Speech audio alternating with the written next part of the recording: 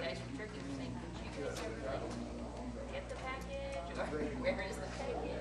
Not in any detail.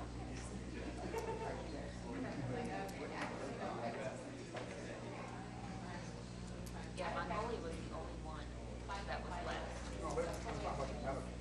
Yeah, I know the medical is paid, but Mongolia, actually, they sent an email that they saw come through.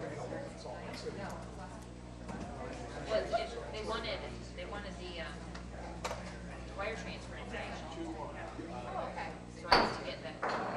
Call me where to start with the legislation. So my phone's still in To the flag of the United States of America and to the republic for which it stands, one nation, under God, indivisible, with liberty and justice for all.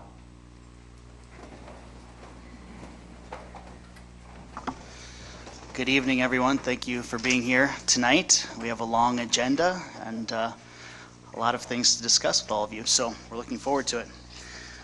Al, we'll start with roll call. Sarda. Here. Benson. Here. Burdick. Here. Gross. Here. Hoffner. Here. Ibach. Here. Minor. Here. Moser. Here. Mayor Johnson. Here. City Manager Nelson. City Attorney Denver. Here. All right, and now we have the minutes of the regular meeting of May 29th and for the work session of May 29th. What is your pleasure? I move the approval. Second. We have a motion and a second. All in favor, say aye. Aye. Opposed? Thank you very much. Schedule of bills. Make a motion, we pay the bills. Second. We have a motion and a second. Any questions? Does the public have any questions about the bills in front of us? All right, roll call. Minor. Aye. Moser. Aye. Sarda. Aye. Benson. Aye. Burdick. Aye. Gross. Aye. Hoffner. Aye. Ibach. Aye. Mayor Johnson. Aye. Motion passes. City Manager's report. Thank you, Honorable Mayor, members of the Commission and public. Just a couple of items here. First, as a reminder, June 18th, which is a week from tonight, we will be hosting another budget meeting. It is a public meeting. However, it will not be held here at the Career Manufacturing Technical Education Academy. It will be held at City Hall. So 5:30 on the second floor of City Hall. We'll be talking about our capital budget and our outside agency budget for 2019. I'd like to thank Sergeant Rothenberger in the back for helping us out this evening. And it's also Jake Hoffner's birthday. So I really think it's appropriate to sing happy What better way birthday. to celebrate than here? Yes, of all the places you could be on your birthday, Commissioner Hoffner, you chose to be here. So I think that it warrants a happy birthday. So let's sing. Happy birthday to you. Happy birthday to you. Happy birthday, dear Jake. Happy birthday to you. Where's the tree? Hey, thank you. Hey, Dwayne, could you erase that, please?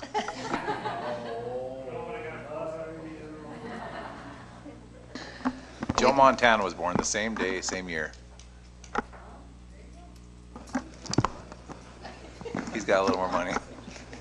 That's all I have. Mayor, if there's anything else you'd like to ask me, I'm happy to stand for questions. I just want to mention I had the opportunity today to participate in the Yankton Federal Prison Camp's memorial service for fallen officers, and they've built a really nice memorial in front of their grounds. And so if you drive down Douglas tonight, you'll probably see it lit up. And so again, that is for the 26 fallen Bureau prison officers from the last like 120 years. So it was a very nice ceremony.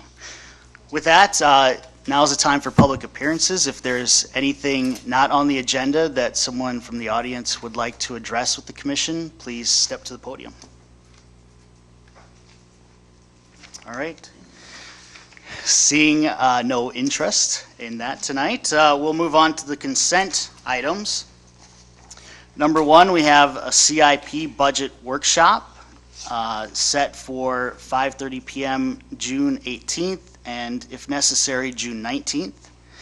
Number 2, consideration of memorandum 18-112, recommending approval of the application from Martha's Crafts for a transient merchant license from June 12th to June 11th, 2018. Number 3, consideration of memorandum 18-113, recommending approval of the application from Martha's Crafts for a transient merchant license from August 1st to August 31st, 2018. Number 4 is a possible quorum event regarding an environmental assessment hearing for Chan Gurney Airport Apron and Hangar Relocation Project. Number 5, consideration of memorandum 18-122, recommending approval of the application from the Meridian District for a transient merchant license for July 28th, 2018. And number 6, establish June 25th, 2018 as the date for the public hearing on the request for a special events malt beverage retailer's license and a special on-sale wine retailer's license for July 21st, 2018 for the center. Number 7, establish June 25th, 2018 as the date for the public hearing on the request for a special events malt beverage on-sale retailer's license and a special on-sale wine retailer's license for July 28th for the center. Number 8 is a possible quorum event on June 19th, 2018 for the Chamber's Egg Gala. And finally, number 9 is a possible quorum event on June 14th, 2018 for the Governor McMaster Memorial Plaque Unveiling Ceremony. What is your pleasure? I move the consent agenda. Second. We have a motion and a second. Any questions? Does the public have any questions about our consent agenda? All right, roll call. Moser. Aye. Sarda. Aye. Denson. Aye. Burdick. Aye. Gross. Aye. Hoffman. Aye. Mybom. Aye. Minor. Aye. Mayor Johnson. Aye. Motion passes.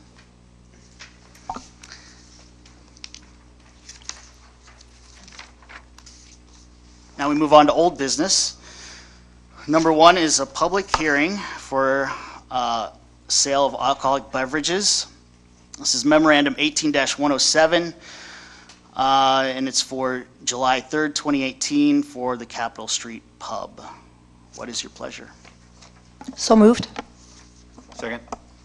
We have a motion and a second. Does the commission have any questions? Does anyone from the public have any questions?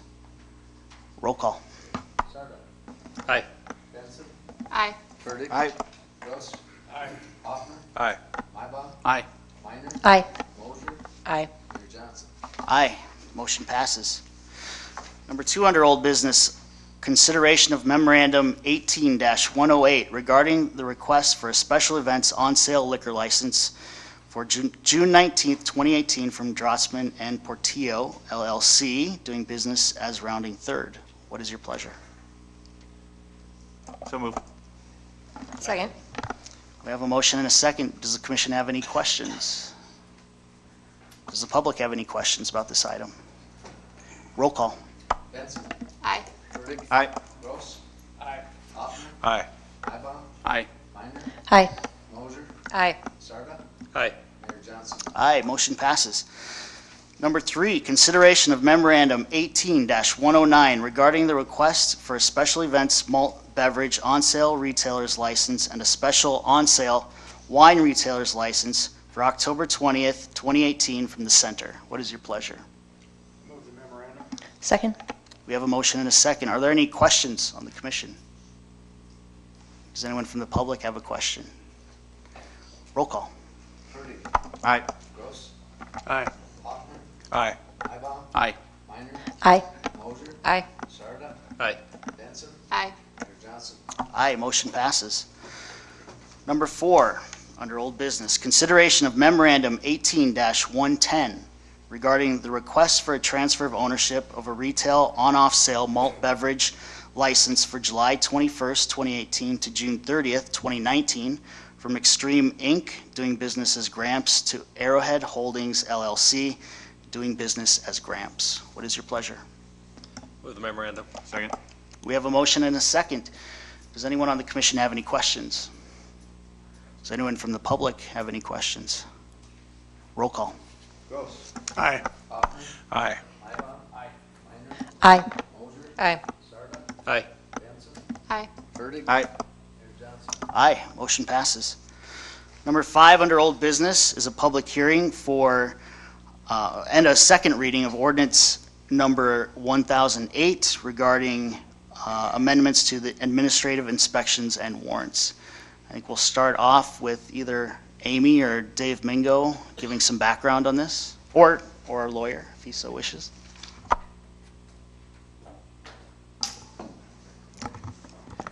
I'll let you take the lead and I'll fill in for you. How's that? Sounds good. Dave Mingo, Community and Economic Development. There's been a number of questions about this since publication occurred and the first reading at the last meeting. And I think it might be best if I just start by saying one brief thing that this ordinance will not do.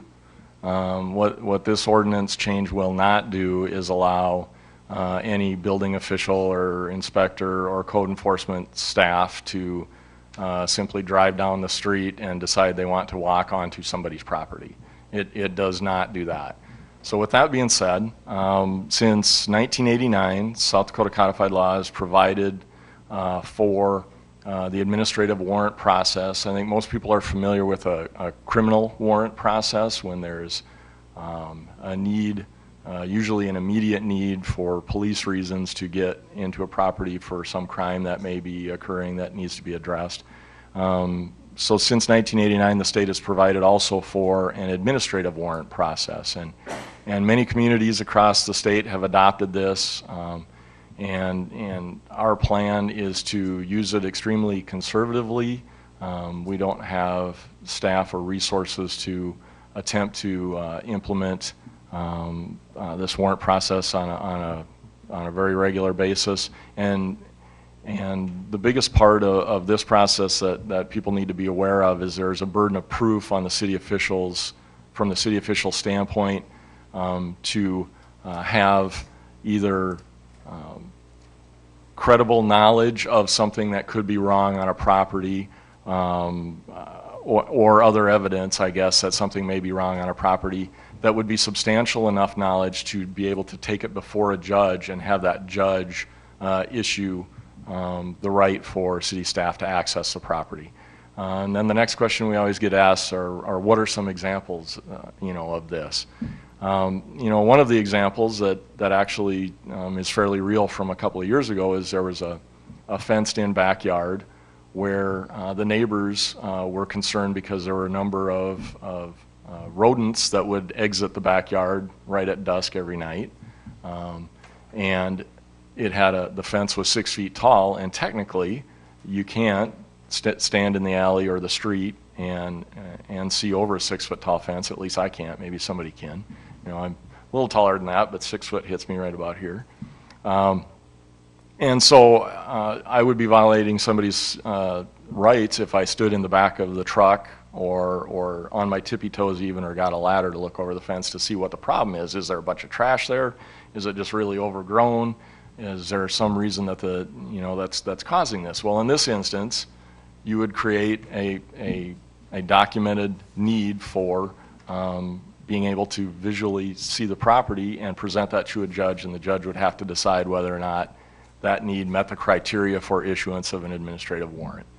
I can see other instances where there's a home that is we have knowledge from people who have been in it that it should be or potentially could be condemned.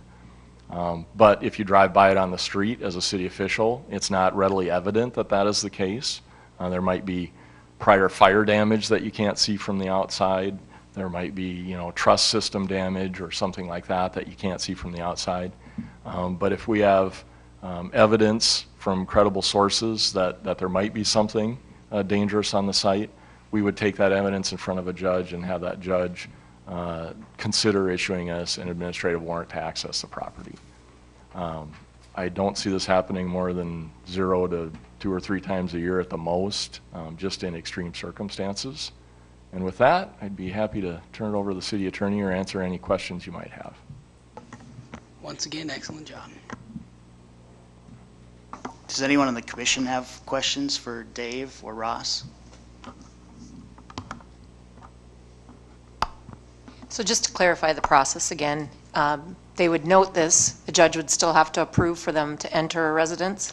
Yeah, So that, there's still that. I mean, it's not a city staff can go Correct. up to a door and say, I have the power to come in. correct. City Okay. staff would have to provide a judge with a sufficient level of evidence that the judge would say, yeah, there's a reason to go onto this property. Dave, as you explained it to me earlier, this doesn't expand our powers, it's just a more appropriate tool to carry out this work. And that's a really good point. Right now, we have the right to access private property through the criminal warrant process, but that really isn't applicable for code enforcement types of activities. It's code enforcement or building official, building inspection. You're not searching out a crime. It's more of an administrative function, and that's why the state created this section of the code.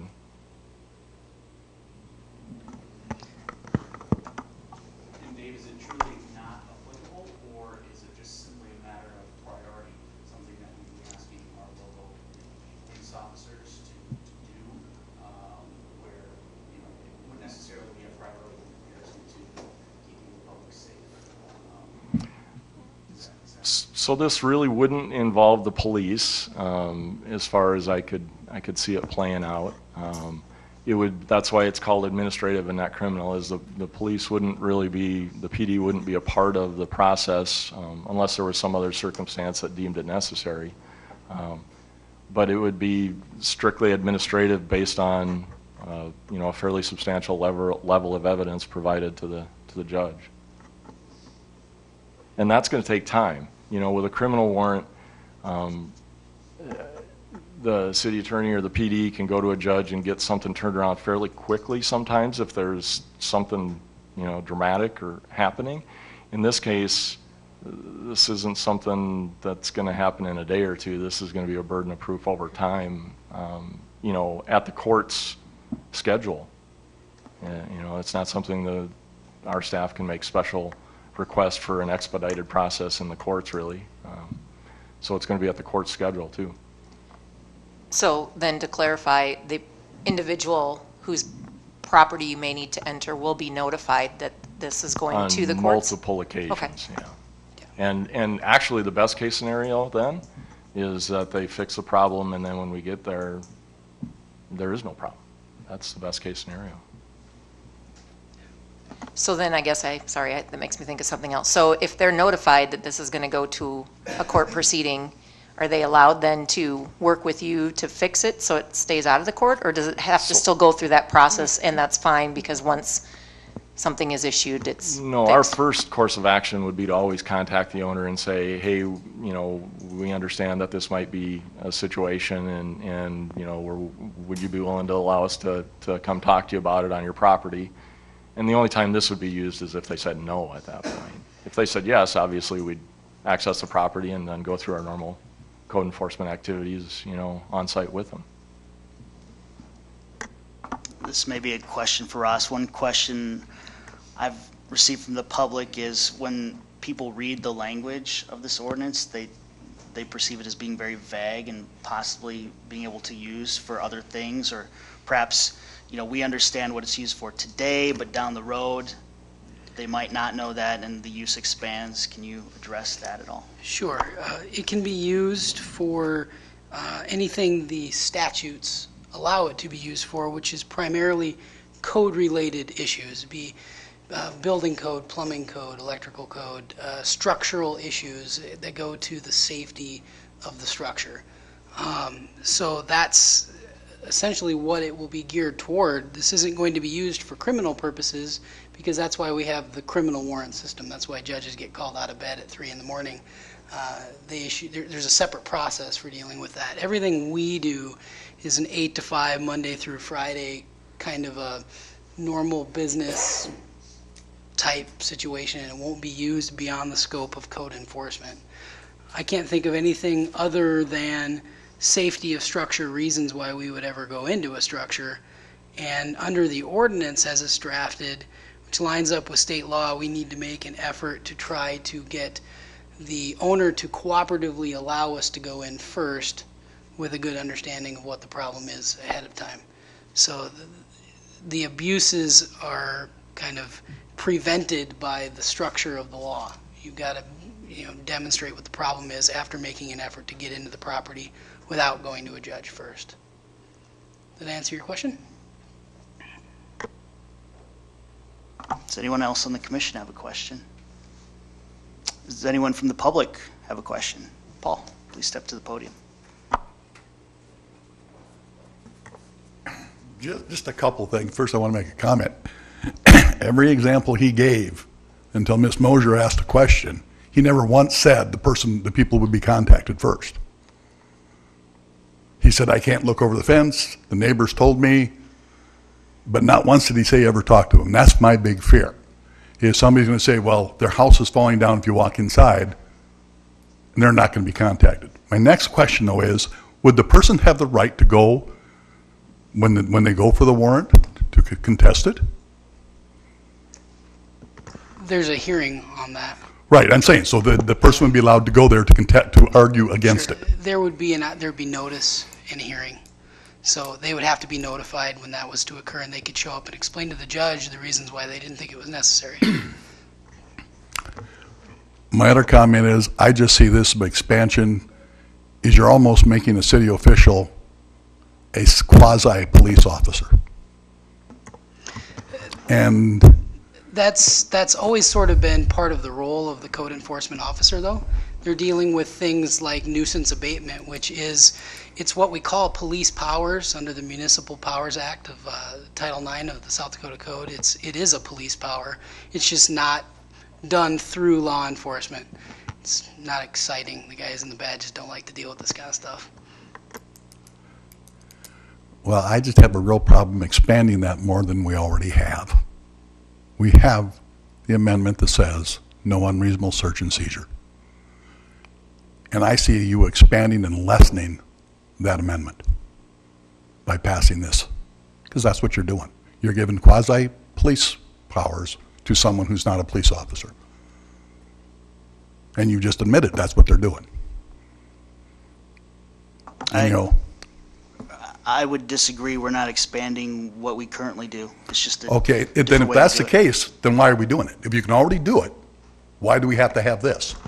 And that's my other question. How do we do it now when it happens? I'll give you a practical example of how we can currently do it. Right now, if we have probable cause to believe that a particular property is in violation of a current nuisance statute or ordinance of the community, if we've got pretty good evidence, we start an abatement lawsuit. And in the context of that lawsuit, we ask the court to issue an order that allows us to inspect the property as part of the discovery powers that we have under the pending lawsuit. This allows us to get onto the property without actually having to sue the individual to find out if there's a situation that actually warrants a lawsuit. So it saves the trouble, it reduces the burden on the court system to bring an action that ultimately may prove not to be necessary. So it does save a lot of staff trouble, a lot of lawyer time and effort to get inside and take a look at it to determine if there really is a problem before you get to that stage of having to bring them to court. I just think you're expanding powers that don't need to be. You just answered that we've got a way to do it now, so why make it easier? That's part of the reason we have to keep things slow for the rights of the people. I see this going way too fast. In other words, you go and say, no, I'm not going to let you in the next day, the guy's got to go show up for a court. You can shake your head no, Charlie, but it could happen. It's not going to happen the next day.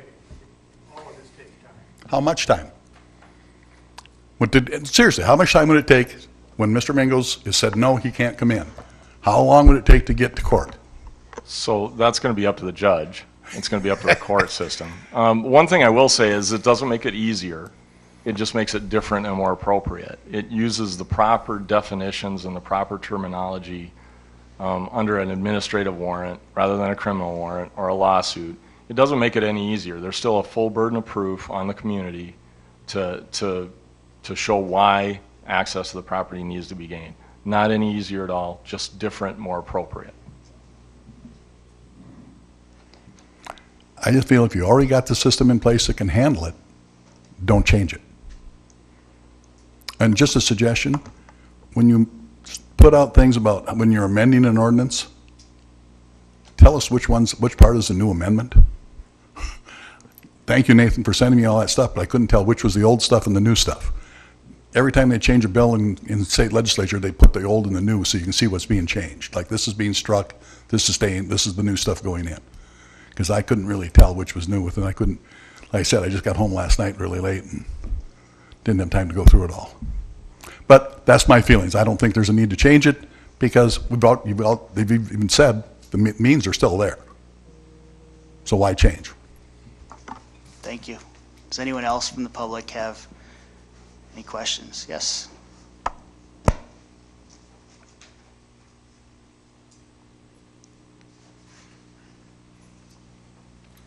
Hello, my name is Dan Klemish.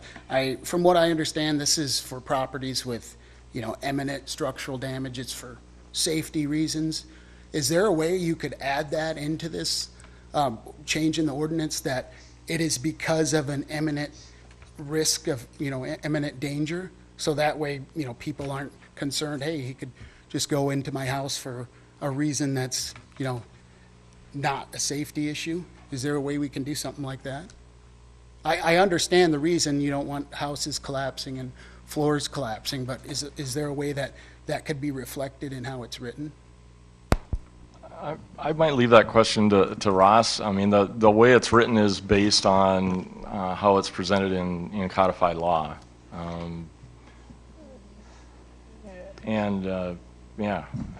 and help me out, Ross. This is what we refer to as enabling legislation. The statutes have been on the books, as Dave indicated, for many, many years, I think 30 plus years. And all that's required to take advantage of it is to pass an ordinance that says this process is now available. So if we have probable cause that relates to these issues, we have the ability to just, all it is just giving, the judge is giving the city a warrant to enter. That's what the Constitution requires. If you feel that there is a violation of law, you're presenting probable cause to the judge if the individual is unwilling to give you permission to enter to look at it in light of that probable cause. So I don't really want to curtail that because you're creating an extra burden under the situation for staff that is vague in essence. We have case law that demonstrates what it takes to obtain probable cause of an existing ordinance.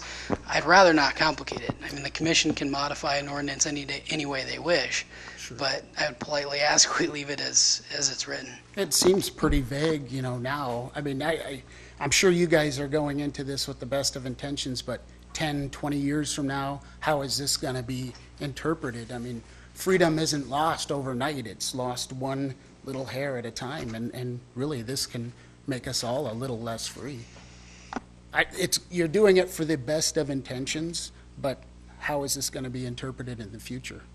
I'd like some assurances that it is only going to be used for, imminent structural damage and, not something else in the future. I mean, I see under Section 760 enforcement several sections where it says in order to determine whether a building is dangerous, a building, it's dangerous or abandoned and violating code. So, I mean, to me, I feel like it is there. Maybe the word imminent is missing, but there's several sections in here where it does say that it's a danger. Okay. If possible, if you could add that in, I would feel much better about it. So, thank you very much. Thank you, Dan. One thing we haven't mentioned tonight is this is already utilized in other South Dakota communities. Is our language any different from what they've enacted? I understand it to be pretty common enabling legislation. I actually got a copy of what Brookings did, so this is pretty standard as far as I understand it. Are there any other members of the public who wish to address the commission? Commission, any more questions? Roll call. We will take a motion in a second. So, move the memorandum. Second. All right, now we have a motion in a second. Roll call. Aye. Aye. Aye. Aye. Aye. Aye. Fertig? Aye. Gross? Aye. Mayor Johnson? Aye. Motion passes. Now we're on to new business. Number 1 is a consideration of memorandum 18-118 and resolution 18-36 regarding a request by the Meridian District for our special events parking ordinance to be in place for 3rd on 3rd, an event being held on July 3rd, and also to suspend our alcohol consumption rules. What is your pleasure? I move the memorandum. Second. We have a motion and a second. Does anyone on the commission have any questions? There were a few concerns that came up from store owners just for the amount of time that it's being closed. And actually, it was more the service industries that were concerned, just stating that they have clients who aren't able to walk very far at times. And they were wondering if there's ever ways just to keep it open for a certain amount of hours during the day to be able to serve their clients. In this particular situation, I have a feeling there's already an agenda and everything else. But if it's something that can be considered in the future, that's what was being put out there.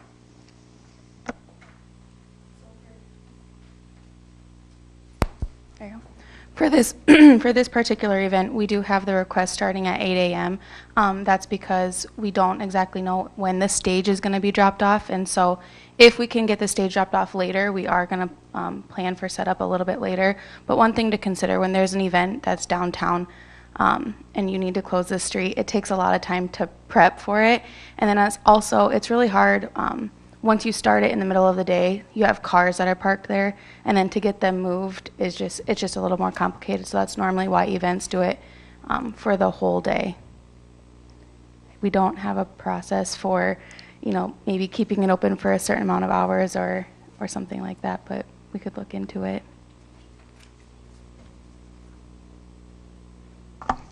Do any other commissioners have questions? Does anyone from the public have a question on this item? All right, roll call. Aye. Aye. Aye. Aye. Aye. Aye. Aye. Aye. Aye, motion passes.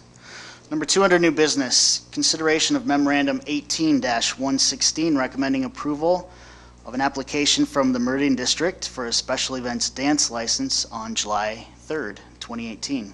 What is your pleasure? So moved. Second. We have a motion and a second. Does anyone on the commission have questions about this item? Does anyone from the public have a question? All right, roll call. Aye. Aye. Aye.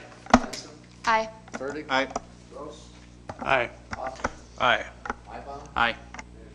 Aye, motion passes. Number 3 under new business, consideration of memorandum 18-117 and resolution 18-37 regarding a request by Harvest Halloween for special events parking to be in place during a Harvest Halloween event on July 27th through 28th, 2018.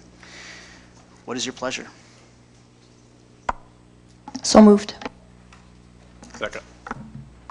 We have a motion and a second. Does anyone on the commission have any questions? Does anyone from the public wish to address the commission? Roll call. Aye. Aye. Aye. Aye. Aye. Aye. Aye. Aye. Aye, motion passes. Number 4 under new business, consideration of memorandum 18-121 regarding an agreement between Monica Iverson and the City of Yankton. And I will ask either Amy or Ross to introduce this item for us.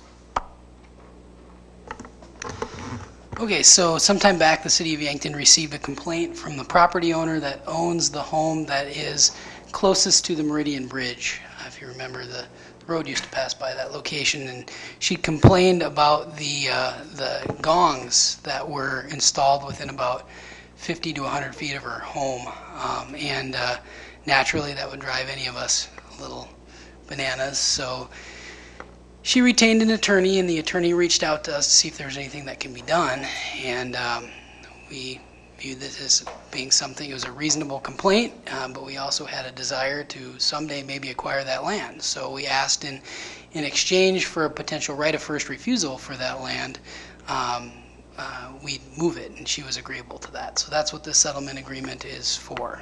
The city is getting a right of first refusal, and we will move those gongs. And I understand the location is going to be close to the new location will be over by the jungle gym. I believe that's correct. The new accessible play area in Riverside Park. Thank you, yes. Do any other commissioners have questions about this item? Can we get a motion? Second. All right, we have a motion and a second. Does anyone from the public have anything they'd wish to address the commission about regarding this item? All right, roll call. Aye. Benson. Aye. Burdick. Aye. Gross. Aye. Hoffner. Aye. Mybom. Aye. Minor. Aye. Moser. Aye. Mayor Johnson. Aye, motion passes. Number 5 under new business is consideration of memorandum 18-100 regarding Business Improvement District Number 1 Board of Directors expenditure recommendation, which is a final expenditure for the National Field Archery Association building expansion project. What is your pleasure?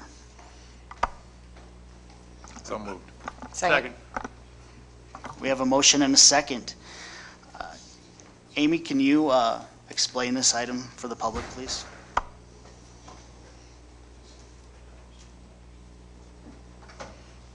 Yes, I can.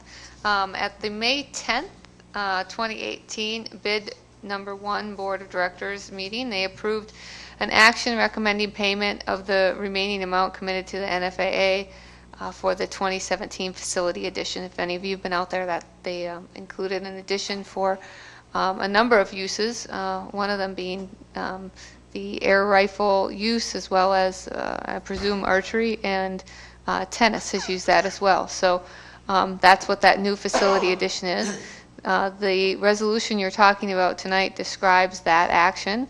And you may remember that the original recommendation included a $400,000 total contribution with $200,000 paid in 2017, and the remainder of that to be paid in annual increments of $25,000 over 8 years. With this action, the bid board of directors will fulfill the disbursement commitment to NFAA immediately upon the commission approval, should the commission approve it. The bid fund had a May balance of $383,095.36. So that would leave the fund balance at $183,095.36. And Dan Speck, who serves as the bid director's chair, is present, and he may be able to answer more detailed questions. I also see Bruce here from NFAA, who is also always willing to share. Does anyone from the commission have questions for either Amy or Dan? Dan, is there anything you would like to say? No, just that, again, just as a reminder, this bid is a $2 tax on a hotel room per night. So the money that's generated from this bid comes from tax revenue at the hotels as they fill. All right, does anyone from the public have a question or input for the commission on this item? All right, roll call. Benson. Aye. Burdick. Aye. Gross. Aye. Hoffner. Aye. Mybom. Aye. Minor. Aye. Moser. Aye. Sarda. Aye. Mayor Johnson. Aye, motion passes. Number 6 under new business is consideration of memorandum 18-101 regarding Business Improvement District Number 1 Board of Directors expenditure recommendation for the Mount Marty College Field House. What is your pleasure? I move memorandum 18-101. I'll second it. We have a motion and a second. Amy, can I have you introduce this item as well? Yes, you may. Also, at the May 10th, 2018 Business Improvement District meeting, the Board of Directors approved an action that recommends financial commitment of the bid generated funds for the proposed Mount Marty College Fieldhouse project. And that resolution you'll be acting on tonight describes the details of that commitment. Just in summary, the $1.8 million recommended commitment would occur in as many years as needed at the rate of 80% of the district's revenue from the previous year. The payments would occur through Yankton Area Progressive Growth, YAPG, and the commitment would be structured in a manner that constitutes legal debt for the bid improvement district. So just if you weren't aware that they can go into debt for projects associated with the types of things that bid boards have authority under South Dakota codified law to go in debt for. With a conservative projection, that 80% should equal approximately $120,000 per year, which would complete the commitment in 15 years or less, depending upon their revenue growth. So if the commitment is approved, the fund's combined annual obligations would be at 92% of the previous year's revenue, 80% to Mount Marty, 10% to the Convention and Visitors Bureau, and 2% to the City of Yankton for administration. So Dan is here, as you know, to answer any further questions you have. We also have representation here from Mount Marty. Chris Casson is here if you have, I think, specific questions about the project itself. All right, does anyone on the commission have any questions or information they'd like to share? First of all, the project looks great. Can't wait till you get it completed. I do have a couple concerns.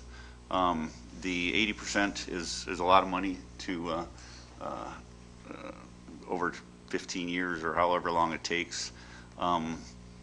Not a huge concern of mine. I guess it's the bid board's decision on, they want bricks and mortar. This is definitely bricks and mortar. Definitely falls in what they're looking at. Which kind of brings me to my second question. The bid is consisted of 7 people, right? Correct. The bid board. 3 hoteliers and 4 hoteliers, four hoteliers. And 3 okay. at large, I guess.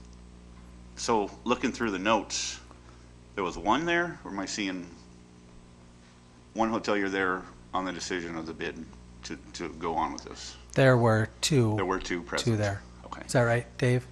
So there were 5 people present at that meeting. I didn't participate in this discussion because I'm on the Mount Marty board, so I'm only here as a chairman to report what happened. But there were 2 hoteliers on that. Okay. And have you decision. heard from the 2 that were not in attendance that are on the board, either positively or negatively on the decision for the bid to move forward? I have with this? not, no. Okay. And to my knowledge, nobody on the board has. Okay. And there's nobody here, right, that I'm missing? From those hoteliers? Yeah. No. Okay. That's all I have. Could you tell us the the estimated total cost of the project? Of the Mount Marty project, I'll defer that to Chris Casson. Chris is the athletic director at Mount Marty, and he's in charge of that project. So, Chris, you'll have to come to the mic. They don't let anybody sit in the stands. It currently sits at projected at $11.5 million.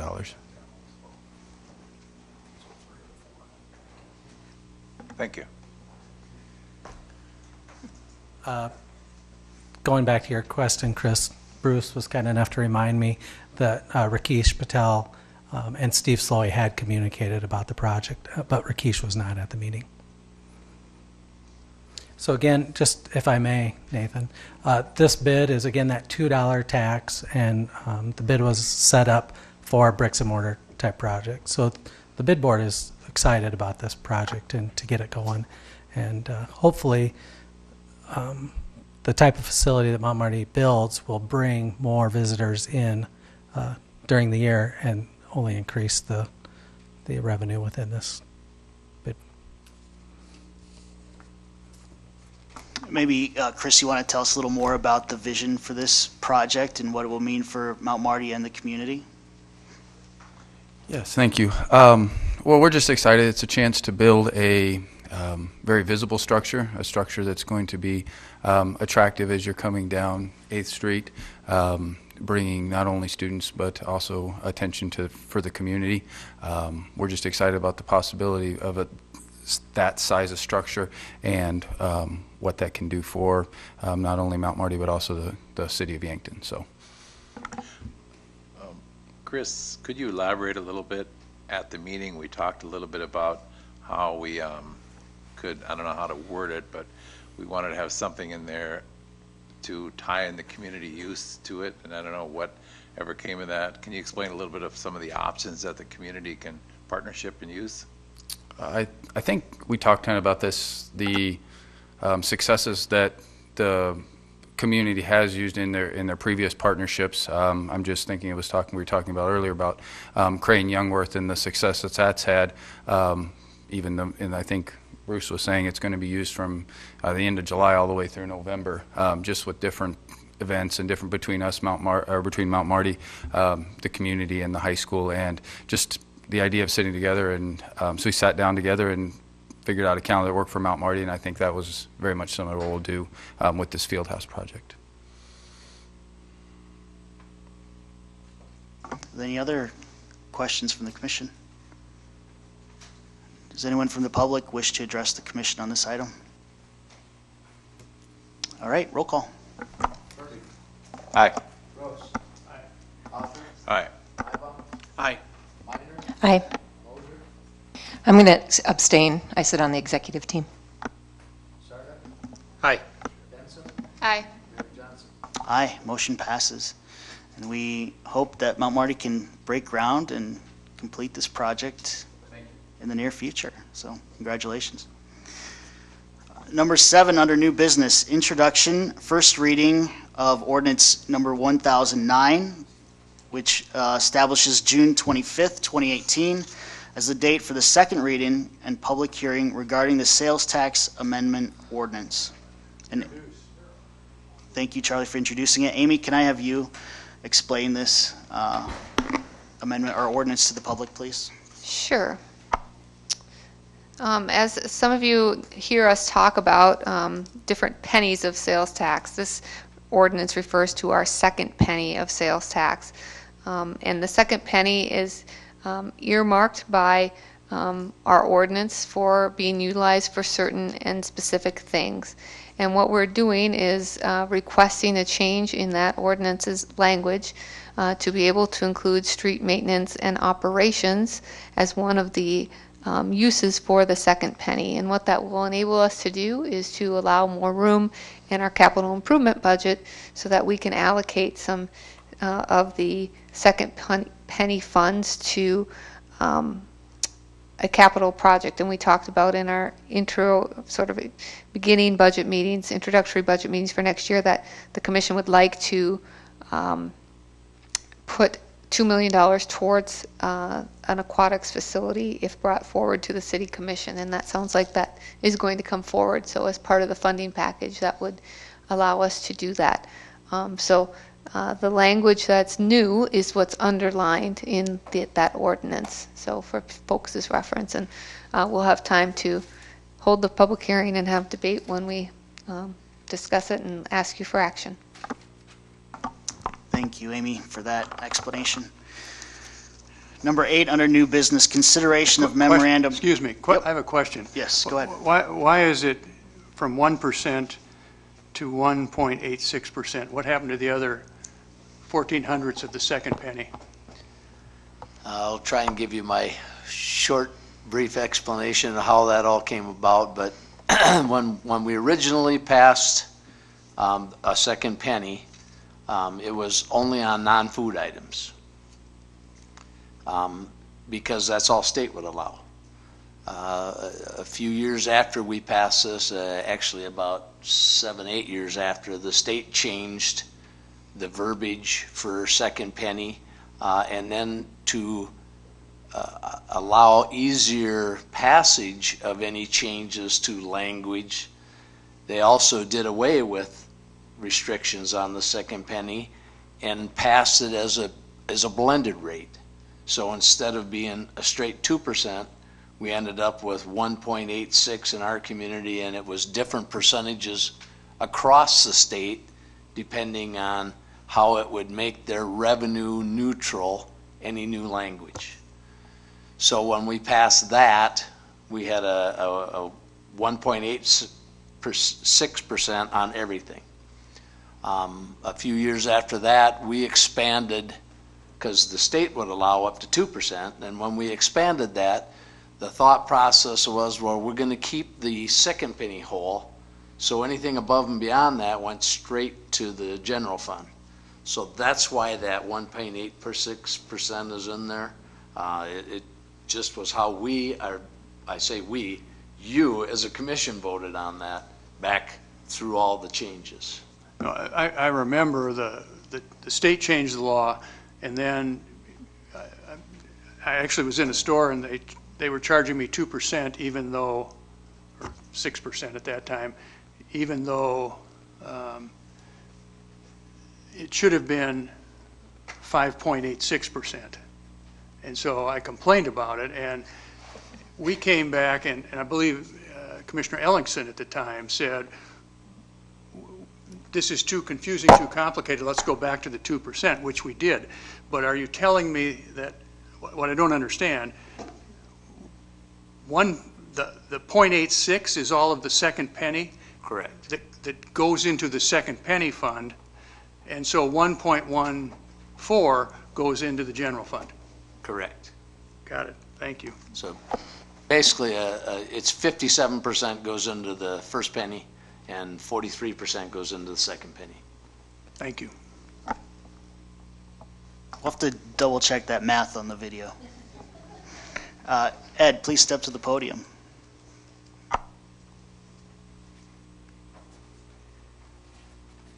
My name is Ed Dwight. How long is it going to be adding the half-cent here and quarter-cent there? How long are we going to have it before we have a quarter sales percent? I mean, a quarter sales tax on everything, you know? You see me, we keep adding here. I said 2 and 2 and not 3, and 3 and 3 and not 7, you know? I'm pretty we get all these numbers, and I mean, it seems, I mean, we're getting overrun, and especially that half-cent tax from the governor, too. Thank you. It is a little bit confusing. I will say we're not adding any tax here. We don't have the ability to do that. But we do have the half-cent added, which was part of the governor's effort to help fund and pay school teachers. So appreciate that, though. It's, you know, I understand that half a cent there and half a cent here, and pretty soon you're talking real money. So thank you.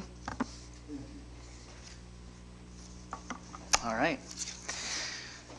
Number 8, under new business, consideration of memorandum 18-114 regarding a funding request from Heartland Humane Society. And Amy, perhaps you can introduce this for us. I will, and I'll also invite Carrie Hatchesy of Heartland Humane Society to come and help answer questions. And the reason I invite her is this is really a road we kind of traveled down together. As some of you are aware and remember, we have an agreement with Heartland Humane Society that we passed, or the commission passed in 2017 for the impoundment of animals within city limits. And at that time, the partnership was agreed upon at a certain funding amount, and we said, you know, this is a new endeavor, this is a new venture, we don't know what it's going to look like, so we need to come back later and see if that's the appropriate amount of funds. So we've been fortunate to enjoy a lot of good service and animal care from Heartland Humane. More animals can be served now. We now have 24/7 drop-off of animals, which we didn't have previously. Veterinary services are on site, and the facility has a ability to handle and house dangerous animals if we have an animal that's dangerous or is bitten, and it relieves some of the duties, caring duties for animals that were previously maintained at the city shelter. And some of you will remember the city shelter was, or is, it's a building. It's maybe not the nicest facility, and the Heartland Humane Society, if you've been out there, is a real top-notch facility. We can talk a little bit about numbers and animals being served, but basically we underestimated greatly the number of animals that were being served by Heartland, and so they feel like they would like to ask for another request for funding to get through this year, and then their funding request for 2019 will be reflective of that as well. Just because we wanted to ensure ongoing success of this partnership, we requested, when Carrie and I were talking about this, could the city of Yankton have a seat as an ex officio on the Heartland Humane Society Board to really sort of solidify that partnership and make sure we have a voice at the table, and she was gracious about that as well. So the request is an additional $10,000 per year, and I'm sure she can answer any questions you have about the animal numbers, and I'm happy to answer a question as well. Does anyone on the commission have questions for Amy, first I of just all? have a comment. As a commission, I think we need to constantly look at ways we can partner up where it makes sense. And I think this makes sense. I think that many times we look at what can private do better than we can do as a commission or public. And I think this example of how having the private help in this situation is a win-win. Amy, you had mentioned something about underestimating the amount of animals. Do you think that's because of the 24-hour access, that kind of thing, that all of a sudden we're all of a sudden picking up more animals because of that, or are we just having a crazy year? I think there's a couple of things. I think people, number one, we underestimated based on how we were tracking the animals that we previously received that came into care of the city. I think we now have a better system for that as well administratively, and we have a little bit addressed differently administratively how we address animal care. And I think Heartland's facility in itself has kind of been an advertisement for folks, knowing that there is a place for those animals to get treated and be cared for. I'm hoping too that people have a little more knowledge of our animal ordinance and understand what the policies are, and are either taking dogs in themselves or letting us know when there is an animal at large to care for and that needs care until the rightful owner is found. And Carrie, you may have some comments on why the numbers are larger than before. Amy, I think you hit it on the spot. I do think it's a little bit more of community support on how the system is working. Prior to the 24/7, it really was Monday through Friday, 8 a.m. to 4. And as a community, Yankton was frustrated. If you found a dog on a Saturday, you were forced to hold on to it till Monday morning, which doesn't seem fair if that's the right thing you're trying to do is help that animal out. I also think that the city doesn't have any records on why they have to track that data. So historically, prior to our conversations, I don't know that every animal entering the city system was being counted for. Heartland and animal welfare is a numbers game, so we track it very vigilantly. If a dog is there for an hour, we know it. If it's there for 7 days, we know it. And I think previously, if it was an hour or a day, it maybe did not hit your record books.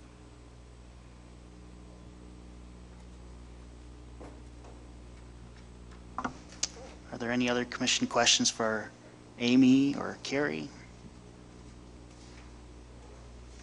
Gary, last year you talked a little bit about essentially this is a really good deal for the city, and part of that is actually because if this were even a profit center, I suppose, you're a nonprofit, but if this were to be a profitable agreement for you guys, that could actually impact your ability to get grants, right? Can you elaborate a little bit on that? Correct. So in the animal welfare world, there's nonprofit, there is city funded, and then there is nonprofit city contracted. And that would be the relationship we have. And what that says is we have to fiscally prove for grants that we are not making money off of a city contract. So the additional monies really are going towards the pound facility.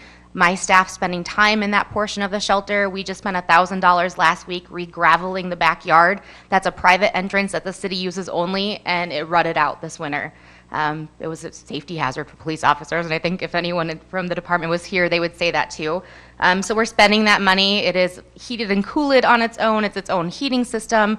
It is really top-notch compared to what we were using before as a city level. So it comes with money. We're also spaying and neutering every animal.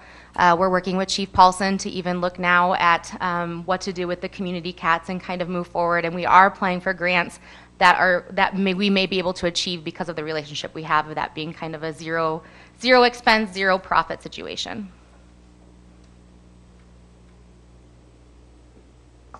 All right, before I open this up to the public, do we have a motion? Move the memorandum. Second. All right, we have a motion and a second. Is there anyone from the public that wishes to address the commission on this item?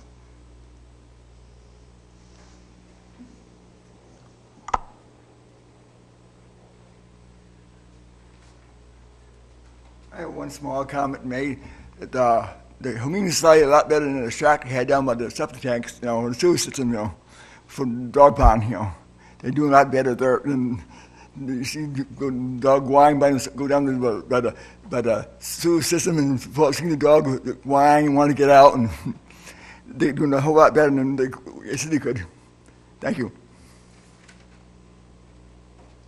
So if I could ask, Mayor, do we need to also put in the motion to put a commissioner on that board also? Or is that part, no one to be part of it?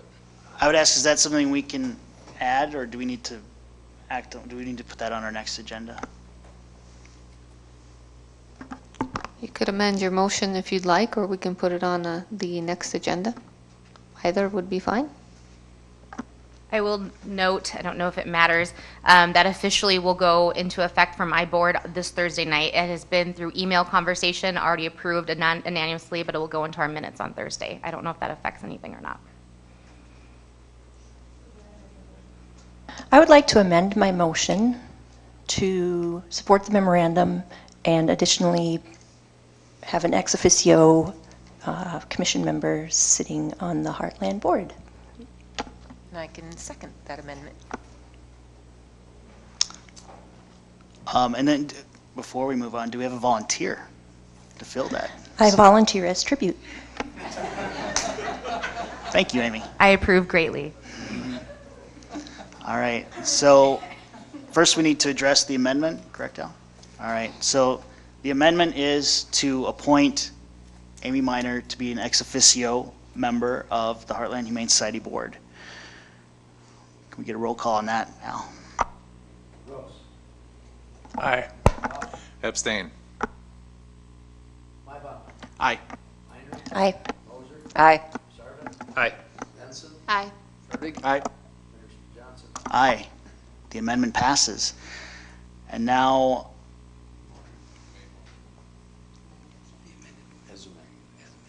can we have a roll call for the motion as amended? Abstain. Aye. Aye. Aye. Aye. Aye. Aye. Aye. Aye. Motion passes. Thank you, Heartland Humane Society, for the good work you're doing for the city and the community, and our animals.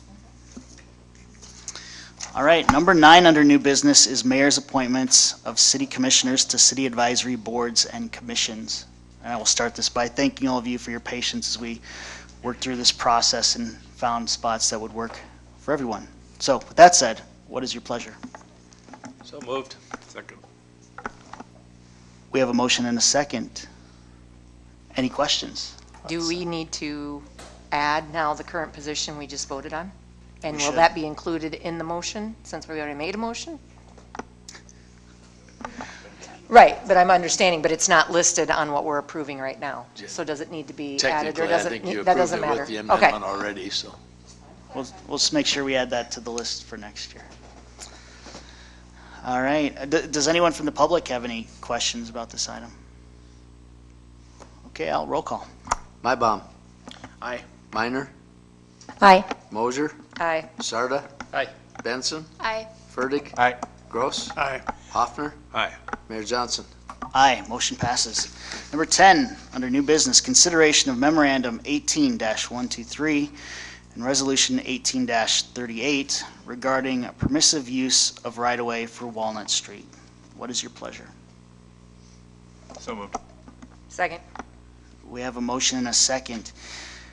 Amy or Adam, perhaps you want to explain this item for the public?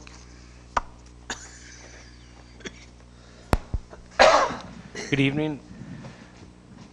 During the design process for the Walnut Street reconstruction project from 2nd to 4th, there was a number of coal rooms and structures discovered under Walnut Street in the right-of-way that are attached to the existing buildings.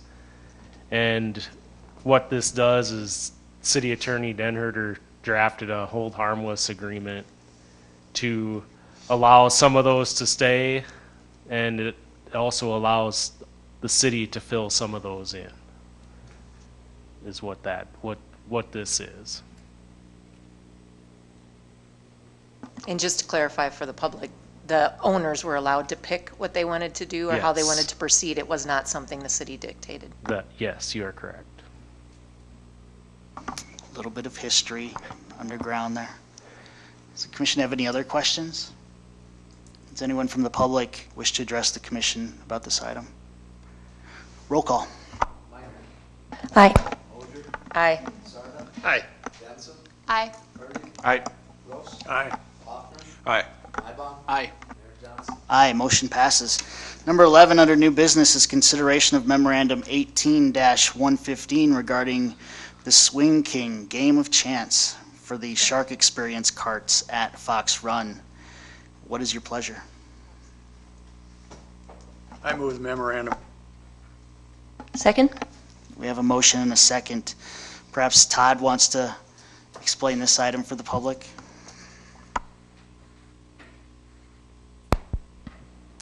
With the addition of the Shark Experience monitors on our golf cart fleet at Fox Run Golf Course, there's a company, Digital Golf Technologies, that would like to come in and offer a game of chance to the golfers using our carts.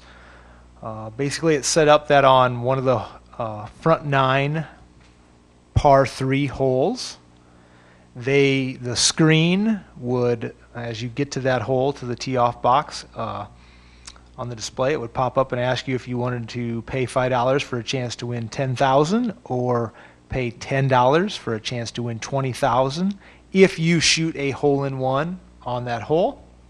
With that, if we enter into this agreement, Digital Golf Technologies needs to put some equipment on the carts, and they'll also put some equipment, video monitoring around the hole, all at their expense. Nothing in this should lead to expense for Fox Run Golf Course. In those months when nobody wins, the city would receive 15% of the net amount collected by any golfers that would so choose to do that game. In a month when somebody would win, it's set up to get net amount, so I don't think we would see any revenue if someone wins $10,000 or $20,000 that month at our golf course. But it's a game of chance, and it's an opportunity for the course to receive, like I said, 15% of the net amount collected each month from the payment to play that game of chance. Commissioners, do you have any questions or comments? Does anyone from the public have a comment for the commission?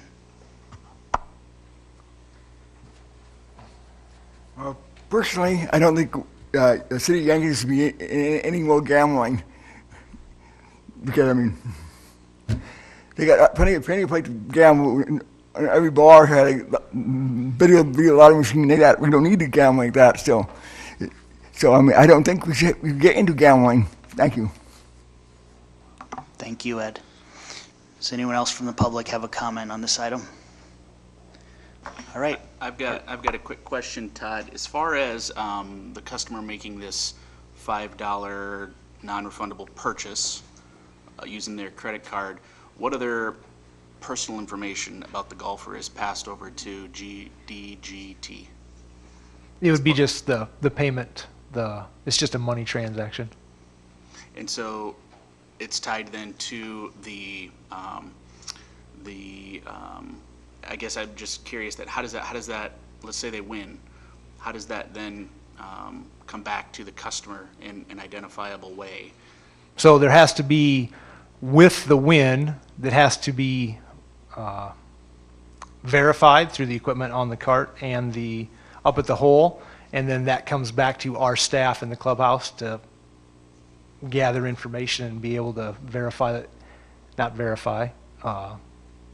identify who the person was that way. Gotcha. And so it's not just trying to understand the flow of this transaction then. Let's say the customer does not win, is it also then, I guess, up to DGT, will they possibly try and cross-sell a customer on something else? Like, sorry, you didn't win. would you like to sign up for something else of ours? Any other potential for the customer having to give over personal information as part of this Not that we're transaction? aware of, it wasn't written into the agreement, but could be something I could easily check on to make sure that they're, like, the example would be when we were with ActiveNet doing registrations for summer rec, there was a box at the end you had to check there was a box at the end that you had to uncheck to stay away from other solicitations. So in this situation, we can make sure that is not the case. Okay. Yep, I know what you're Yeah, saying. and I didn't see anything in here about privacy of the customers. I did see confidentiality as far as DGT is concerned, making sure we're respecting their intellectual property, but thank you. All right, any other questions? Roll call. Aye. Aye. Aye. Aye. Aye. Aye. Aye. Aye. Aye, motion passes. Number 12, under new business, is consideration of memorandum 18-120 regarding our strategic planning. What is your pleasure? I'll move the memorandum. Second. We have a motion and a second. Amy, can you introduce this item for the public? Yes, as the commission will recall, this is, what I'm asking for this evening is approval of the City of Yankton Planning Advance document that we put together following your work and the department head's work in January. I would like to point out that as I had staff look over this, they would like to add a couple different departments to some of the items. Public safety would like to be added into a couple of the initiatives in the strategies, the work strategies, as well as in the past we had talked about a long-range vision of having improvements to or a new amphitheater area. So looking at adding that priority or that project as well as a vision project for the future. So those are some additions. One of the things that I wanted to really make sure that I communicated is that part of this document is this change of our mission statement. So if you pass this this evening, our new mission statement will be to provide exemplary experiences, services, and spaces that create opportunities for everyone to learn, engage, and thrive. And so if the commission is confident in that statement and in this document, beginning very soon, we'll turn everything over. And we have our mission statement at the top of all of our agendas and on top of our letterhead, and some of us have it as an email tagline that would change to that statement that we worked on together in January. So appreciate everyone's help and hard work on this, and I'll stand for questions. Commissioners, any questions or other comments? I think the commission buys into the mission statement when you read it, but I think for the public to buy into it, I'd really like Commissioner Minor to deliver it to all of us. Are you serious? It's up to you. All right, well, again, I just want to thank everyone for the hours of work it took to get to this point, both on the commission and amongst our staff. I think it presents a really strong, exciting vision and workload ahead of us. And if we are successful, I think we'll have a community where people are indeed thriving and learning and engaged. With that said, does anyone from the public have anything they would like to address the commission on with this item? All right, roll call. Aye. Aye. Aye. Aye. Aye. Aye. Aye. Aye. Aye, motion passes. Number 13 under new business is consideration of memorandum 18-125 authorizing the city manager to enter into a license for bicycle path pedestrian walkway with Burlington Northern Santa Fe Railroad. Second? We have a motion and a second. Amy, did you want to explain this item for the public, please? Certainly. March 12th, if you can think back to March 12th, a pipeline license agreement with BNSF Railway Company was approved by the commission. It was mentioned then that we would be bringing a second agreement for bicycle/pedestrian walkway before you to approve as part of the TAP trail grant agreement that the city has with the state of South Dakota. As you know, engineering and other staff are working really hard to try to get that as part of the bid letting for the state of South Dakota yet this year. So I think this is one of the final steps is the attached agreement for the bicycle pedestrian walkway.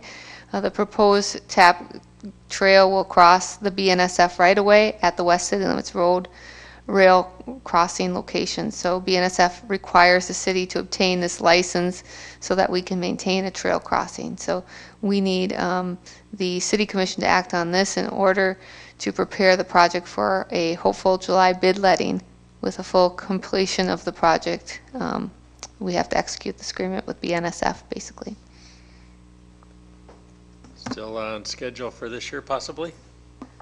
Well, yes, yes, scheduled. In our minds, it should happen when the July bid letting. This is now, seems to be between the railroad and the state of South Dakota. So if it's not built this year, it isn't because of it isn't because of our staff, but we'll see if the state can still get it in. I think expediting this agreement, the state feels that we could get it into the July bid letting. So I'm hopeful that we can get that done this year. All right, commissioners, any other questions or comments on this item? Anyone from the public wish to address the commission? Roll call. Aye. Aye. Aye. Aye. Aye. Aye. Aye. Aye. Aye, motion passes. Number 14, under new business, is consideration of memorandum 18-126 regarding change order number 1 for the Pine Street Bridge project. This would increase the project cost by $3,823.10. And it's mainly due to a floating silt curtain along the bank. Second. We have a motion and a second. Any other questions from the commission? Yeah, why wasn't this accounted for, I guess? What's the reason for these changes? I believe it was just contractor preference, and it wasn't included in the original plan. As another means to control sediment runoff into Martin Creek. Another prevention. Contractor preferences? I mean, so the contractor, are we going to see, like, he prefers something else? Within limitations. Yeah. I'm not sure if the DOT ordered that, Okay. but I know the contractor. I'm just curious because it seems like if we approve this, what else would he prefer, or she, I should say? I'm concerned about that anyway.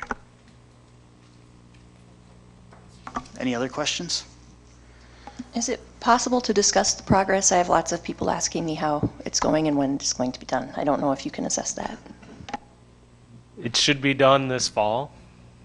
They're currently driving piling in along the bank sides, so not much to see down there yet, but things will start taking shape soon. I know many neighbors are well aware of the pilings being driven into the ground. It's very noisy. All right.